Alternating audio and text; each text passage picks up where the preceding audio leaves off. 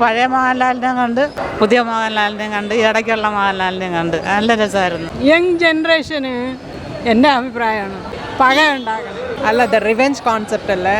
And I think they were trying to portray honour killing. അങ്ങനെ തിരിച്ചു വരവ് അങ്ങനെയുള്ള ഇതൊന്നും ഇല്ല, ഓൾറെഡി ഉണ്ട്, ഇവിടെ തന്നെ ഉണ്ട്. കഥ തിരഞ്ഞെടുക്കുന്നതിൽ മാത്രം ചെറിയ മിസ്റ്റേക്ക് വരുന്നു. എമ്പുരാനൊക്കെ ശേഷം ഇതിലാണ് പുള്ളിയുടെ ആക്ടിങ് സ്കിൽസ് കുറച്ചുകൂടെ വന്നതെന്ന് എനിക്ക് തോന്നി.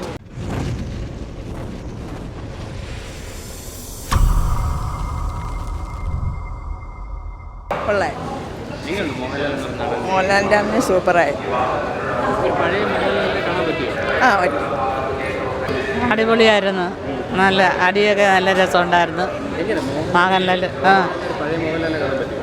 പഴയ മോഹൻലാലിനെ കണ്ട്, പുതിയ മോഹൻലാലിനെ കണ്ട്, ഇടയ്ക്കുള്ള മോഹൻലാലിനെ കണ്ട് നല്ല രസമായിരുന്നു. അഭിനയം കൊള്ളാം. മോഹൻലാലിൻ്റെ അഭിനയം നല്ല അഭിനയമല്ലേ.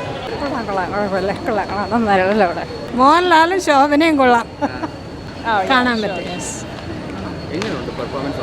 പെർഫോമൻസ് എല്ലാം കൊള്ളാം. എടുത്തു പറയാൻ തോന്നിയെന്ന് പറഞ്ഞാൽ യങ് ജനറേഷന് എൻ്റെ അഭിപ്രായമാണ് പക ഉണ്ടാക്കണം. Revenge she doesn't like, so അതൊന്ന് മാത്രം ഷീ കുഡൻ ടേക്ക് ഇറ്റ്. അല്ല, ദ റിവെഞ്ച് കോൺസെപ്റ്റ് അല്ലേ അത്. And I think they were trying to portray honour killing. I am Lal's fan, so no matter what I like it. അടിപൊളി, super. നന്നായിട്ടുണ്ടായിരുന്നു. നല്ല ഹിറ്റായിരിക്കും ഈ പടം. മോഹൻലാൽ നല്ല പെർഫോം ചെയ്തിട്ടുണ്ട്. ഡയറക്ടറും നന്നായിട്ട്. മോഹൻലാൽ എന്ന നടനെന്ന് പറഞ്ഞു തരണോ?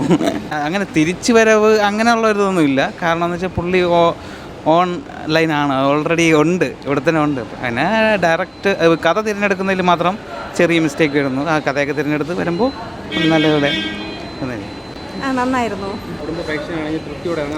നല്ല തൃപ്തിയോടെ ഇറങ്ങാൻ പറ്റും.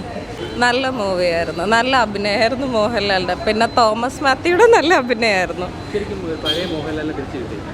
നല്ല ആക്ടിങ് ആയിരുന്നു. എമ്പുരാനൊക്കെ ശേഷം ഇതിലാണ് പുള്ളിയുടെ ആക്ടിങ് സ്കിൽസ് കുറച്ചുകൂടെ വന്നതെന്ന് എനിക്ക് തോന്നി.